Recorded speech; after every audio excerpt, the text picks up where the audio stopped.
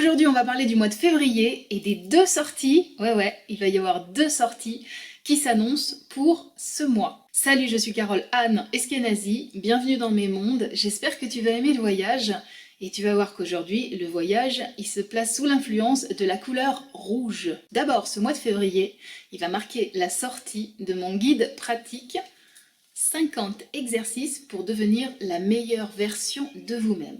Là, tu vois, je l'ai en main parce qu'on a reçu les premiers exemplaires et je peux te dire que ce guide, c'est un petit bonbon. Franchement, c'est pas parce que j'en suis l'auteur, c'est pas parce que j'en suis la maman, mais il est absolument ravissant. C'est un très joli produit.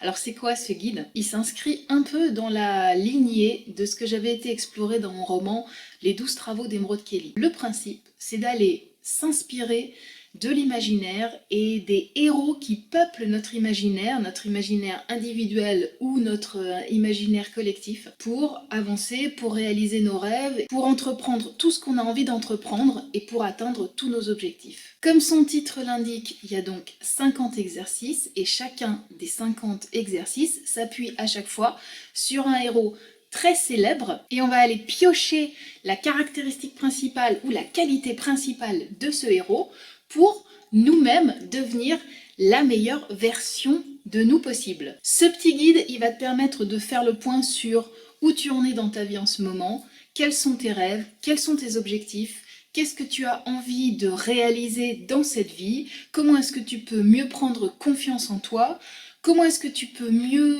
trouver ta place dans ce monde et comment est-ce que tu peux mieux incarner cette place, comment est-ce que tu peux mieux te connaître. Enfin bref, ce guide a vraiment pour mission de te donner toutes les clés et tous les outils dont tu peux avoir besoin pour devenir la meilleure version de toi, mais en le faisant d'une façon qui est extrêmement ludique, extrêmement inspirée, extrêmement, j'espère, inspirante, et qui va t'emmener au long d'un voyage assez extraordinaire, puisque tu vas rencontrer 50 héros qu'on connaît tous, qu'on aime tous et qui vont te permettre à ton tour de devenir le héros ou l'héroïne de ta propre vie et de ton propre destin. Et tu peux pas savoir le plaisir que j'ai eu à écrire ce guide.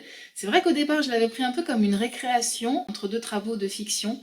Et quand je vois ce petit livre, mais je suis tellement heureuse, il est tellement joli et je le trouve pétillant, inspirant et j'ai vraiment hâte que tu puisses travailler avec lui. Ce guide sort la semaine prochaine à partir du 6 février. Il sort aux éditions Erol et tu pourras le trouver dans toutes les FNAC, dans toutes les librairies, sur Amazon, sur le site d'Erol. Enfin, tu peux le trouver vraiment partout. Donc c'est la semaine prochaine à partir du 6 février.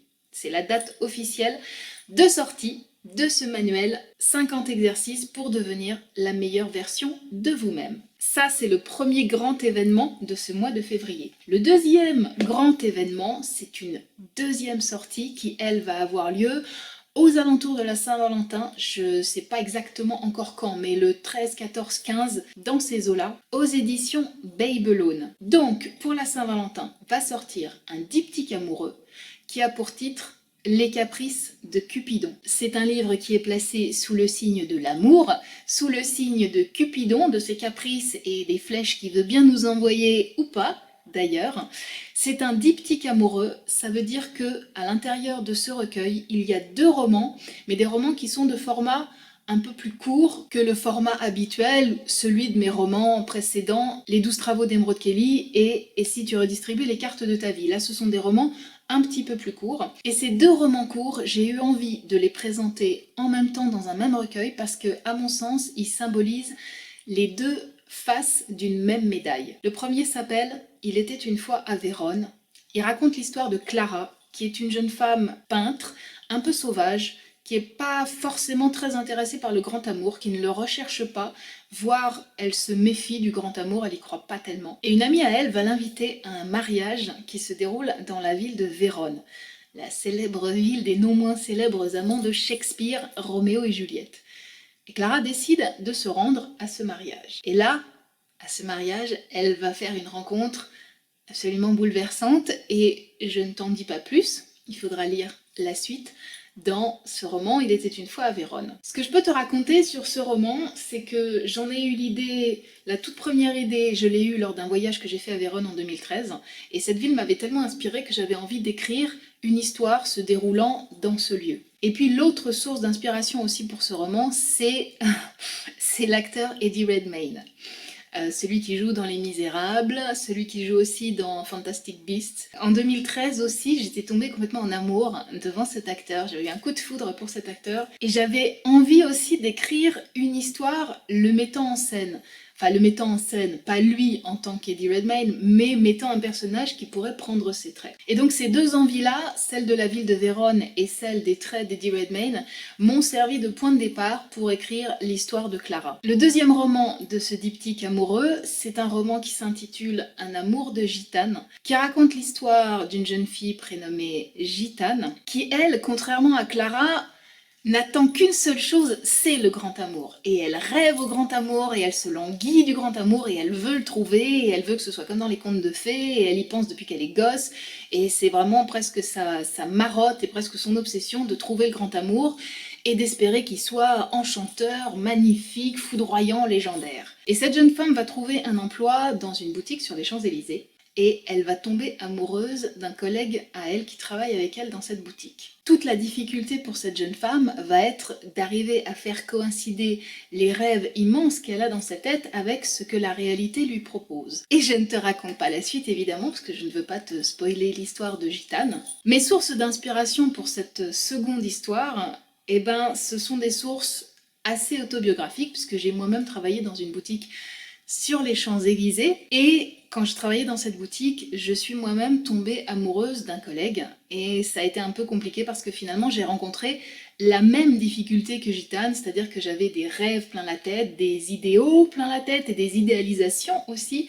J'avais un peu tendance à cristalliser tout ce que je voyais et forcément ce que la réalité m'a amené n'était pas toujours bien en phase et j'ai dû travailler autour de cette difficulté-là de la même façon que Gitane, elle aussi, a à le faire. Donc ça a été le premier point de départ, un point de départ assez autobiographique, et puis ensuite, j'ai eu envie, à travers ce personnage de Gitane, de l'emmener encore beaucoup plus loin que moi-même j'ai été dans cette histoire-là. Et donc grâce à Gitane, je suis allée vraiment tout au bout de tout ce qu'il y avait à explorer dans cet amour-là. Je peux pas t'en dire beaucoup plus, tu comprendras quand tu auras lu cette histoire-là. Mais c'est vrai que Gitane m'a permis d'aller complètement au bout du propos et de comprendre tout ce qu'il y avait à comprendre dans cette histoire. Il était une fois à Vérone et Un amour de gitane forment les deux récits de ce recueil, de ce diptyque amoureux qui s'appelle Les caprices de Cupidon et que je vais te proposer aux éditions Babylone pour la Saint-Valentin.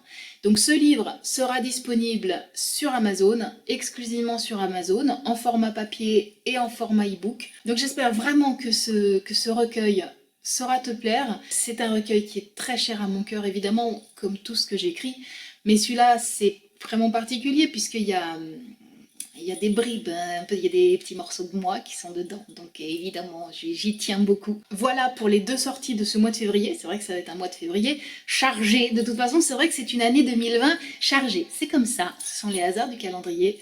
Donc pour ce mois de février, on récapitule, placé sous la couleur rouge, tout d'abord ce très joli guide pratique 50 exercices pour devenir la meilleure version de vous-même, 50 exercices, 50 clés pour que tu deviennes la meilleure version de toi possible.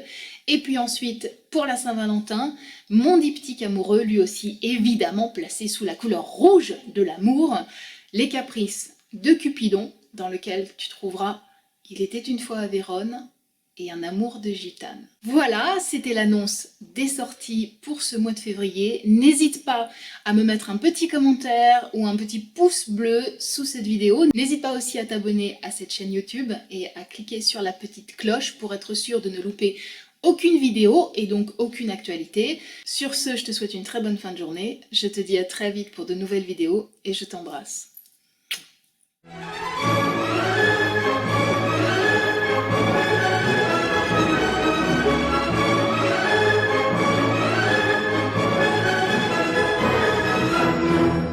Que le rouge, c'est la couleur de l'amour et de la romance et de la dolce vita.